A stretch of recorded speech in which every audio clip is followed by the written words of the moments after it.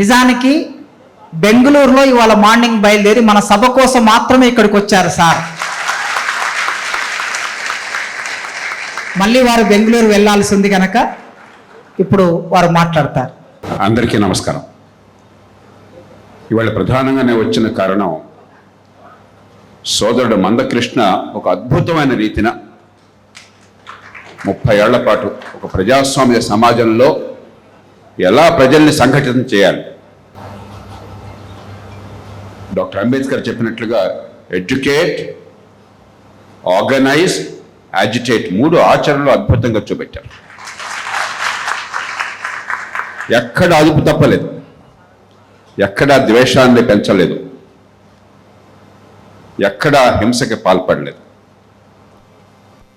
ఒక ప్రజాస్వామ్యంలో మార్పునట్టు సాధించాలని దానికి ఒక గొప్ప తార్కాణం మందకృష్ణ నాతో అన్న మాటలు నాకు ఎప్పటికీ గుర్తున్నాయి. దాన్ని రాగానే గుర్తు చేశాను.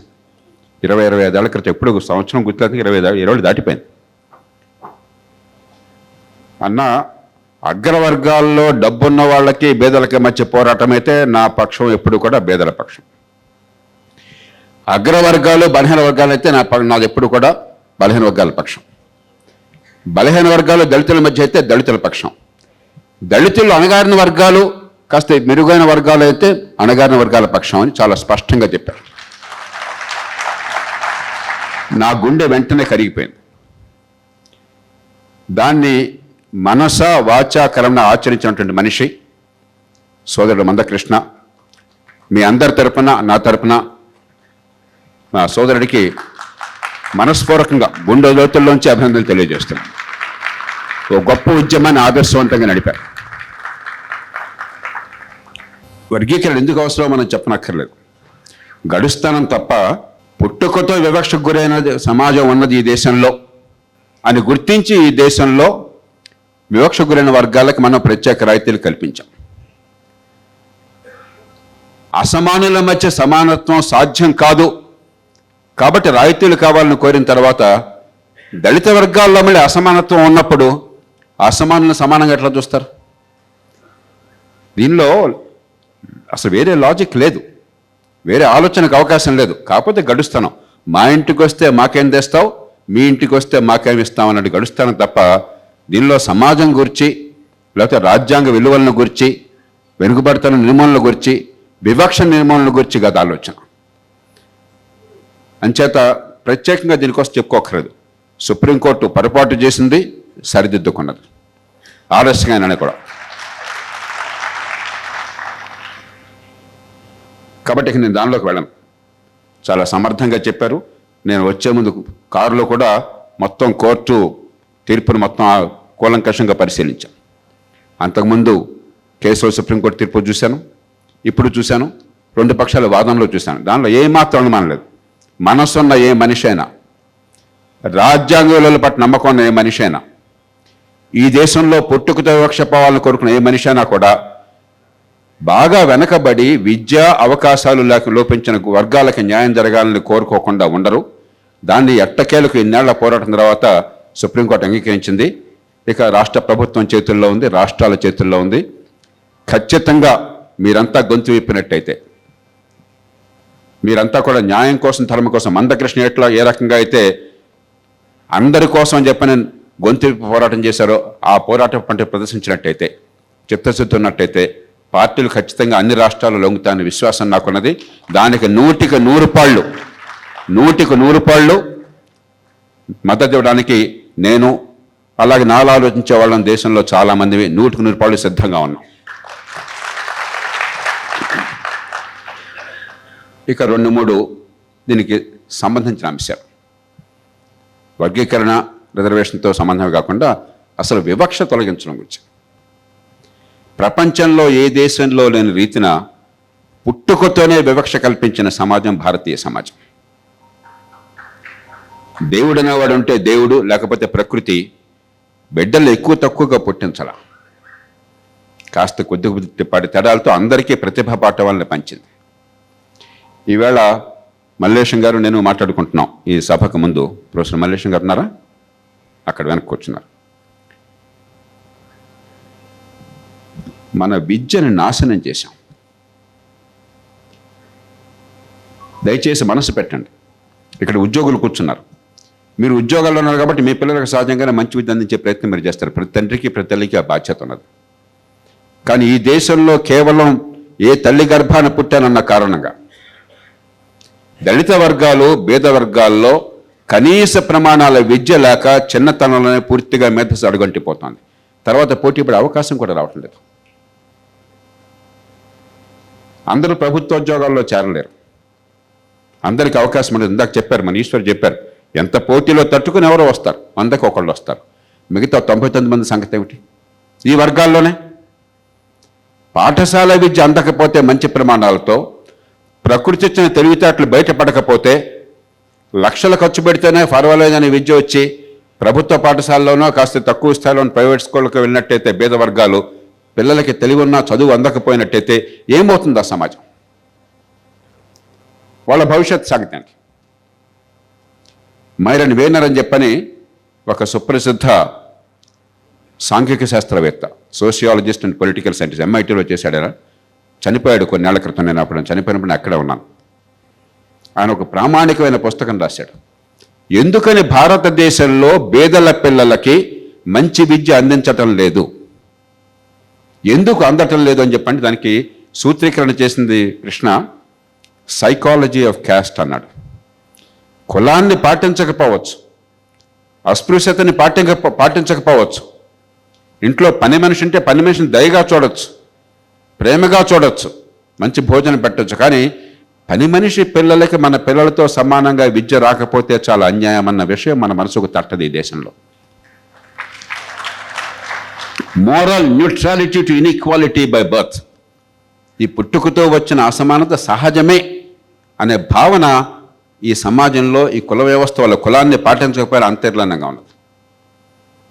దాన్ని మనం పోరాడకపోతే, మంచి ప్రమాణాల విద్య రాకపోతే, ఎన్నిగా తపస్సు చేసినా కూడా, ఎంత తపస్సు చేసినా కూడా కుల వివక్ష పోదు, పేదరికం పోదు, ఆర్థికాభివృద్ధి సాధ్యం కాదు. 1,00,000 రూపాయలు ప్రభుత్వం ఖర్చు పెడుతుంది ఒక్కొక్క బిడ్డ మీద. డబ్బు ఖర్చు తక్కువ పెట్టట్లా, ఒక్కొక్క బిడ్డ మీద పాఠశాల విద్యకి 1,00,000 రూపాయలు ఖర్చు పెడుతోంది. కానీ బిడ్డలకి 100% నేను ఖచ్చితంగా చెప్పగలను. 25-30 ఏళ్ళుగా నేను విపరీతంగా దీన్ని పరిశోధించాను. తెలివితేటలున్నా కూడా బిడ్డలకి విద్య అందటం లేదు. స్కూల్ స్థాయిలో విద్య అందకపోయిన తర్వాత ఏం చేసినా అయిపోయింది. ఇంకా భవిష్యత్ అంధకారం అయిపోయింది, పేదరికం అనివార్యం అయిపోయింది. కుల వివక్ష, ఆ కోపస్థ మండూకాలు అక్కడే పడి ఉండడం, బయట సమాజాన్ని చూడలేకపోవడం విప్పారిన కళతో సహజం అయిపోయింది. మీలో అందరూ చాలామంది ఉద్యోగులు ఉన్నారు. మన కుటుంబాలను మనం చూసుకుంటాం. ఆ కుటుంబాల సంగతి ఏమిటి? ఏ కులమైనా కూడా. మందకృష్ణకి తలుచుకుంటే ప్రభుత్వోద్యోగం ఏదైనా వచ్చి ఉండేది, ఆయన కోరలే. ఆయన పిల్లల సంగతి ఏంటి? అలాంటి వారి పిల్లల సంగతి ఏంటి? ఆ కుటుంబాల సంగతి ఏమిటి? వాళ్ళ భవిష్యత్తు ఏమిటి? పరిష్కారాలు అనే దానిలోకి నేను వెళ్ళటాలు తీసుకోలేదు. కానీ ఈ ప్రశ్నని బహిరంగంగా లేవనెత్తున్నాను. ఆ విద్యను అందించకపోయినట్టయితే ప్రతి బిడ్డకి ఏ తల్లి గర్భాన పుట్టానన్నటువంటి తేడా లేకుండా మంచి ప్రమాణాల విద్య, నిజమైన విద్య, ప్రతిభని వెలికి చేసే విద్య అందకపోయినట్టయితే ఆ సమాజంలో సమానత్వం అసాధ్యం. నేను ఎప్పుడు చెప్తుంటాను, నాకు దేవుడు ఉన్నాడో తెలియదు, దేవుడికి నాకు సంబంధం లేదు. దేవుడి విషయం నా విధానం ఏంటంటే మ్యూచువల్ నాన్ ఇంటర్ఫియరెన్స్. దేవుడు నన్ను గురించి పట్టించుకోకపోతే నేను కూడా ఆయన గురించి పట్టించుకోరని. కానీ పాపం ఉందని నమ్ముతున్నాను నేను. అన్నిటికంటే భయంకరమైన పాపం అన్ఫుల్ఫిల్డ్ పొటెన్షియల్. ఆ బిడ్డకి ప్రకృతి ఇచ్చిన ప్రతిభా పాట వాళ్ళు వికసించే ఏర్పాటుని సమాజం చేయకపోతే మనమందరం పాపం చేస్తామని నమ్ముతున్నాను. ఇక రెండో అంశం, రెండో పెద్ద పాపం. చాలా కాలం మందకృష్ణ పోరాడింది. ఆయన ఈ వర్గీకరణ కోసం పోరాడుతూనే మరో పోరాటం కొనసాగించాలని మీకు గుర్తుంది లేదు. అంగవైకల్యాన్ని నిర్మూలించాలి, వికలాంగులకు న్యాయం జరగాలని చెప్పాను, ఆరోగ్యం అందాలని చెప్పాను. రెండో పెద్ద పాపం ఈ సమాజం చేస్తోంది నివారించదగ్గ క్లేశం. నివారించలేనటువంటి బాధ ఉందనుకోండి, వృద్ధాప్యంలో సహజంగా చనిపోతాం. మనదని తప్పదు, ఇవాళకైతే రేపైనా సరే. కొన్ని జబ్బులకి మనం ఏం ఆపలేమో, వస్తే ఏం చేయలేమో, దురదృష్టం, బాధపడతాం. కానీ నివారించదగ్గ అంగవైకల్యం ఉంది, నివారించదగ్గ బాధ ఉంది. అనారోగ్యం వస్తే మన సమాజానికి ఆ శక్తి ఉన్న, ఆ సాంకేతిక విజ్ఞానం ఉన్న, వనరులు ఉన్నా కూడా లక్షల మంది పేదరికంలో మగ్గుతున్నారే. ఇవాళ ఒక్కసారి మీరు చూడండి, ఏ కులాలు వివక్ష గురవుతున్నాయో ఆ కులాల్లో సగటు జీవన కాలంలో మిగతా వాడితో పోలిస్తే 7-8 ఏళ్ళు 10 ఏళ్ళు తక్కువ. గమనించారు ఎప్పుడన్నా? జబ్బుల నుంచి పాము కాటు దాకా చనిపోతున్న వాళ్ళు ఎవరు ఈ దేశంలో ఆరోగ్యం అందక? ఏడాదికి 5.5 కోట్ల మంది ఈ దేశంలో ఆరోగ్యం అందక పేదరికంలోకి జారిపోతున్నారు. అత్యధికులు ఎవరు? 5.5 కోట్ల మంది పేదరికంలో జారిపోయేవాళ్ళు. ఒక్కసారి మనసు పెట్టి ఆలోచించండి. మంచి ఆరోగ్యాన్ని నుంచి ఏర్పాటు చేయకపోతే ఎట్లా పేదరికం పోతుంది, అదిగా అవకాశం వస్తుంది. మూడోది చట్టబద్ధ పాలన. కాగితం మీద అద్భుతంగా చట్టబద్ధ పాలన ఉంది, బోల్డ్ కబుర్లు చెప్తాం, కానీ మనది బడితో ఉన్నవాడి చేతుల్లో బర్రె ఉండే పాలన, ఖండబలంతో న్యాయం అందించే పాలన. ఈ దేశంలో సామాన్యుడికి న్యాయం అందడం దుర్లభం. డబ్బున్నవాడికి ఓ న్యాయం, డబ్బు లేనివాడికి ఓ న్యాయం. అధికారం ఉన్నవాడికి ఓ న్యాయం, అధికారం లేనివాడికి ఓ న్యాయం. పరపతి ఉన్నవాడికి ఒక న్యాయం, పరపతి లేనివాడికి ఒక న్యాయం. నష్టపోయేది ప్రధానంగా సామాన్యులు, వివక్ష గురైన వర్గాలు, నిరుపేదలు. అందరికీ నష్టంలా కనిపిస్తుంది, కానీ కాస్త డబ్బున్నాడో, పలుకుబడున్నాడో, ఖరీదైన వాడు ఏదో రకంగా తంటాలు పడతాడు. నష్టపోయేది సామాన్యులు. కాబట్టి నిజంగా ఈ సమాజంలో మనం వివక్షను తొలగించాలని చెప్పంటే రిజర్వేషన్ ఒక అంశం. రిజర్వేషన్ ఫలాలు అందాలంటే ముందు విద్య కావాలి, మంచి ప్రమాణాల విద్య కావాలి. మంచి ప్రమాణాల విద్య ఖచ్చితంగా లేదు. ఎప్పుడు మాట్లాడినా కేజీ నుంచి పీజీ దాకా ఉచిత విద్య అంటాడు, కానీ మంచి ప్రమాణాల విద్య, ప్రతిభని బయటికి తీసుకొచ్చే విద్య, ఆ బిడ్డలను మిగతా పిల్లలతో పోటీ పడే తయారు చేసే విద్య అని ఎవరు అంటలేదు. గమనించారా మీరు? ఫీ రీయింబర్స్మెంట్ అంటాడు, కానీ ఏం నేర్చుకుంటున్నారో చోట్ల. ఇందాక మల్లేశం గారు చెప్తున్నారు, అద్భుతమైన అవకాశాలు ఉన్నాయి ఇక్కడ ఈ కాలేజీలో, ఇంజనీరింగ్ కాలేజీలో, ఉస్మాన్ యూనివర్సిటీలో. కానీ మనకి ఇక్కడ పిల్లలకి విద్య అందించేందుకు ఏర్పాట్లు వచ్చాయి, వివిధ దానిలోకి వెళ్ళక్కర్లా, అందించలేకపోతున్నాం. కాబట్టి దయచేసి నేను కోరేది, ఈ పోరాటంలో విజయాన్ని దాదాపు సాధించబోతున్నారు. అందరం కలిసి వస్తాం. కానీ దీంతోనే ఇళ్ళలగానే పండుగ అని చెప్పినట్టయితే కొంతమందిని ప్రభుత్వోద్యోగాల్లో చేరిన వాళ్ళు, ఉన్నత విద్యలో కొన్ని అవకాశాలు వచ్చిన వాళ్ళు మంచి కాలేజీల్లో వాళ్ళకి బాగుపడతారు తప్ప మిగతా వర్గాలను మనం పట్టించుకున్నట్టు కాదు. ఈ వర్గాలు వాళ్ళని పట్టించుకుంటారు. నాస్తో మందకృష్ణ ఉద్యమం చేశారు, కానీ కేవలం 100కు ఒక్కళ్ళు బాగుపడాలని ఆయన చేశారని నేను అనుకోవట్లేదు. అంచేత నేను గుండె లోతుల్లోంచి కోరుతున్నాను, నా వరకు నేను రైల్లో కూర్చోగానే, నాకు రిజర్వేషన్ టికెట్ ఉండగానే, ఏసీ కోచ్లో సీటు దొరకగానే నాకు బాగుంది, మిగతా వాళ్ళు రావక్కర్లేదని కోరికను కాకుండా ఈ సమాజంలో అందరికి అవకాశాలు రావాలని చెప్పంటే మన ఆర్థిక వ్యవస్థను పెంచాలి.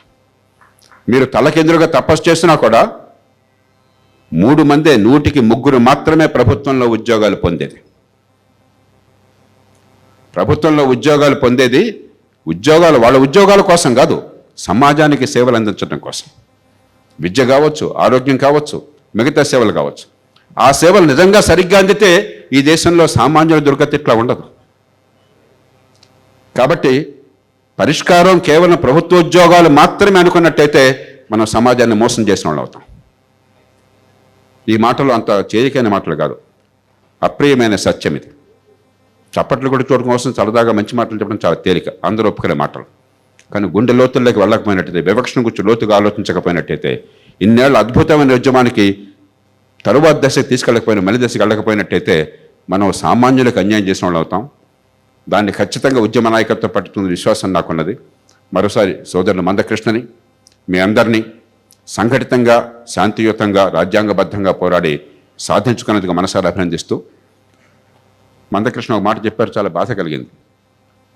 వివిధ కారణాల వల్ల కొందరు వ్యతిరేకించవచ్చు, లాజిక్ ఉండొచ్చు, ఉండకపోవచ్చు, వారి భావాలు వారి, ప్రజాస్వామ్యంలో వారి భావాలు వారివి, వారి ప్రయోజనాలు వారివి.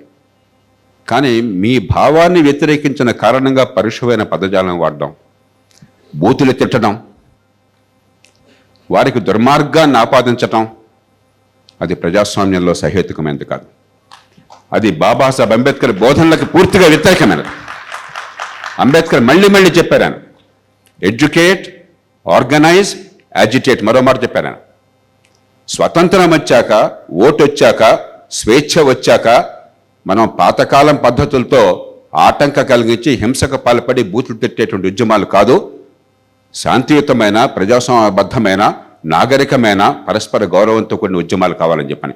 నిజంగా అంబేద్కర్ని నమ్మినట్లయితే, అంబేద్కర్ వాదం అర్థమైనట్లయితే మీ భావాలను మీరు ఏ వర్గమైనా సరే రాజ్యాంగబద్ధంగా శాంతియుతంగా పరస్పర గౌరవం ప్రకటించండి. కానీ నాకు ఇష్టం లేదు కాబట్టి ఈ క్లాసిఫికేషన్, వర్గీకరణ, ఇష్టం వచ్చిన బూతులు మాట్లాడతాను, వాళ్ళని రకరకాలుగా వాళ్ళని అప్రతిష్ట పాలు చేస్తాను, అవమానం చేస్తానని చెప్పన్నది అంబేద్కర్కి అవమానం, రాజ్యాంగానికి అవమానం.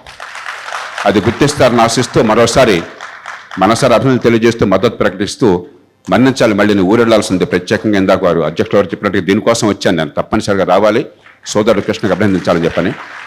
సభా మర్యాద కాకపోయినా వెళ్ళిపోవడానికి అనుమతిస్తారని ఆశిస్తూ మీ అందరికీ నమస్కరిస్తూ సెలవు తీసుకుంటున్నాను. జై హింద్.